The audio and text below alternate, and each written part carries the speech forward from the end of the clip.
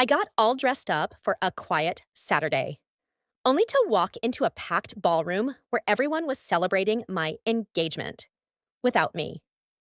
The main narrator is a 27-year-old young woman who works in the marketing field. Her life seems pretty sorted: a good job, a supportive family, and a loving relationship. Her fiance, Daniel, a 28-year-old software engineer, is charming, smart, and always caring. They met 3 years ago, and just a few weeks back, they got engaged. Everything seemed perfect: a beautiful engagement ring, blessings from both families, and heartfelt wishes from best friends. But over the past few days, Daniel's behavior had started to seem a little off. He was spending more time on his phone, texting late into the night, and whenever the narrator asked him what was going on, he'd just smile and say, "Just planning a little surprise. You'll love it." Initially, the narrator brushed it off, thinking every relationship has its small, odd moments. Everything was going smoothly until one day, while sitting with her cousin, a casual conversation brought up something odd. The cousin casually mentioned a big party happening this weekend. The narrator felt a bit confused. She hadn't heard about any such party. When she asked Daniel about it, he awkwardly laughed and said, "Oh, nothing major, just a small get-together with friends," then quickly changed the topic like he was trying to avoid it. The narrator found it odd but didn't push. However, the next day, while Daniel was in the bathroom and his phone was left on the table, a notification popped up. "Can't wait for Saturday. It'll be the party of the year. She has no idea." Reading that made the narrator's heart skip a beat. What party? And how does everyone else know except her? What does "she has no idea" even mean? Her mind immediately started spiraling into doubt. Was Daniel really planning a surprise or something else? The narrator finally decided to confront Daniel directly. That night, after dinner, while the two were relaxing, she casually asked, "About that party? It's been feeling a little weird. What's going on, Daniel?"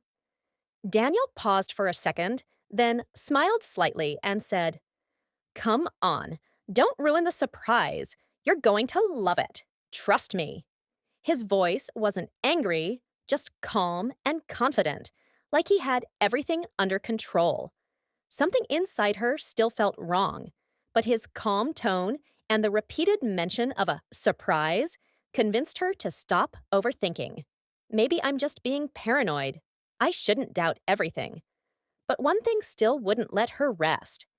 If it was a surprise party, why hadn't her own family hinted at it? They usually couldn't keep even the tiniest secret. This was supposed to be a big event, and total silence. Then came Saturday, the day everyone apparently had been waiting for, except her. Daniel got ready in the morning casually and said, "Heading out to meet a friend? Got a bit of work?" The narrator watched his face closely. Was there any guilt? Any hesitation? Nothing. Just regular behavior. But inside, her heart felt extremely uneasy. As soon as Daniel left, the narrator decided she wasn't going to sit still this time.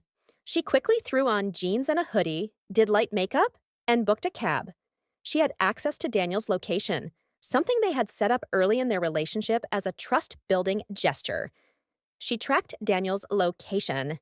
He first went across the city and then stopped at a fancy upscale event venue. Just reading the name made her heartbeat quicken. This wasn't a casual hangout spot. This was a place for weddings, engagements, or exclusive celebrations. Now only one question filled her mind. Should I go in or not? The narrator quietly sneaked into the hall through the back entrance. Her heart was pounding so hard with each step, it felt like something might shatter. As soon as she stepped inside, the scene in front of her shook her entire world. A grand event hall lit with glittering lights, flower-covered stage, and above it all, a huge banner that read, "Daniel and Lila, engaged." Her face turned pale. "Lila? Who was Lila? This engagement party was supposed to be hers and Daniel's, but here it had someone else's name. Her mind began to spin, like the ground had been pulled from beneath her feet. She rubbed her eyes, hoping it was a mistake, but everything remained just as it was. This wasn't the wrong place. It was the exact address, the exact venue she had envisioned for her and Daniel's new beginning. But her name wasn't anywhere. Only Daniel and Lila. She quietly hid in a corner, trying to make sense of it all. All around, people were raising toasts for Daniel and Lila, saying things like, "Cheers to true love," to the happy couple. Every word felt like a lie stabbing her ears. Her heart was shattering. Then she saw Lila, a beautiful, radiant woman, laughing while holding Daniel's hand. Her face glowed with genuine love. That's when the narrator realized Layla had no idea. She believed Daniel was only hers. Her eyes held the belief that only a real fiancé's eyes would have. Hearing Daniel and Lila speak made the narrator go numb. Daniel was saying, "I've never been this happy. You're the best thing that's ever happened to me." The exact words he used to say to the narrator. She then saw Daniel's mom and sister there too, the same people who had once welcomed her like family. And they hadn't said a word. They were all in on this. And then the final, most painful blow, her own friends, the ones she thought were loyal. They were at the party too, laughing with Lila, taking selfies, raising their glasses, and shouting, "To Daniel and Lila." How could they hide this from her? Did everyone already know? Were they all laughing behind her back? Her heart couldn't take any more.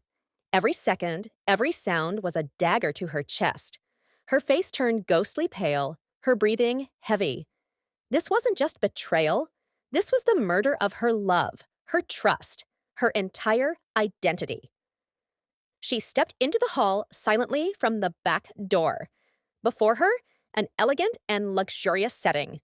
Flowers, chandeliers, and the most painful sight, a large banner that read, "Daniel and Lila, engaged." Her face went white. Breath caught in her throat. But her steps didn't stop. One by one, faces turned to her. Eyes widened. Someone dropped their glass. A heavy silence fell. She walked right up to Daniel and Lila. Lila looked happy, laughing. But the moment she saw the narrator, her face froze. Daniel turned pale as if he had seen a ghost. In a calm but piercing voice, the narrator said, "Funny thing, it was my engagement party, and I didn't get an invite." Lila looked confused. "Who is she?" She whispered to Daniel. He couldn't speak, just stammered, "Lila, I can explain?" But Lila stared at him, then looked into the narrator's eyes. And the truth hit her. She screamed, "You two? Is this a joke?" Then she slapped Daniel hard. The entire hall echoed. People were stunned. Lila stormed out of the hall in her high heels, furious. After she left, Daniel looked at the narrator. "Please, I was going to fix everything. I was just confused. Caught between you both. I was going to choose. I just didn't know how." The narrator looked into his eyes. All the memories, all the trust, suddenly felt like lies. She didn't scream. She just said in a cold, deadly calm voice, "You were going to choose?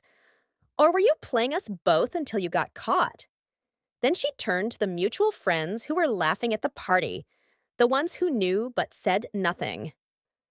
One by one, she approached them and said, "You all knew and stayed silent.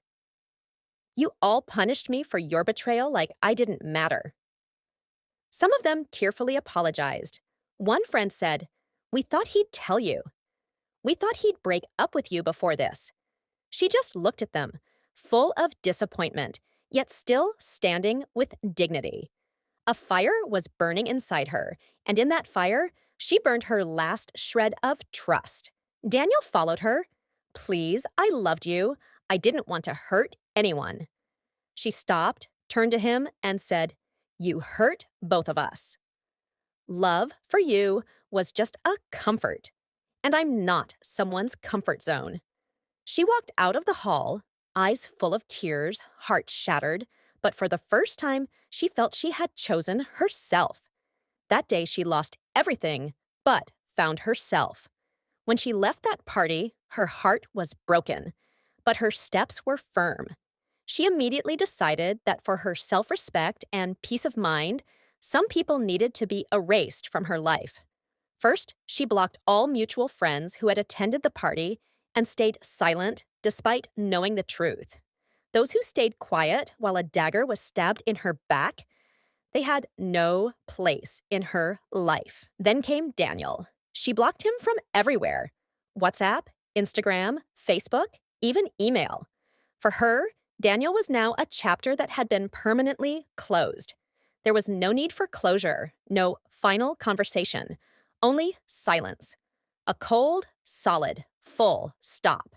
She picked up her engagement ring, that beautiful, shiny diamond that once symbolized her dreams. Now it was just a reminder of a lie. One evening, she went to the city bridge and, without any drama or tears, she threw the ring straight into the river. She clicked a photo of that exact moment, the ring mid-air, seconds before hitting the water. She posted that photo on Instagram with the caption, "This deserves the same loyalty you gave me." The photo went viral. People praised her strength, her savage closure. But the virality didn't matter to her. It was a new beginning. 1 year later, her life looked completely different. She left the city where everything had happened. Every street, every corner was a reminder. Now she was in a new city with new people and fresh energy. She started a podcast called Unspoken Red Flags. It focused on toxic relationships, gaslighting, and emotional recovery. In each episode, she shared her own and others' stories, empowering people, helping them recognize when to walk away. Slowly, her podcast gained popularity. People connected with her honesty and fearless voice. One day, a message came from Lila. At first, she was hesitant, but Lila genuinely felt sorry. As they began talking, they realized they were both victims of the same man's lies. Ironically, Daniel's two fiancés had now become friends. Lila shared that Daniel had cheated on her too. She was heartbroken as well. Their pain was mutual, and slowly, they became a support system for each other. Sometimes life finds strange ways to teach you lessons. Daniel sent an email, a long apology.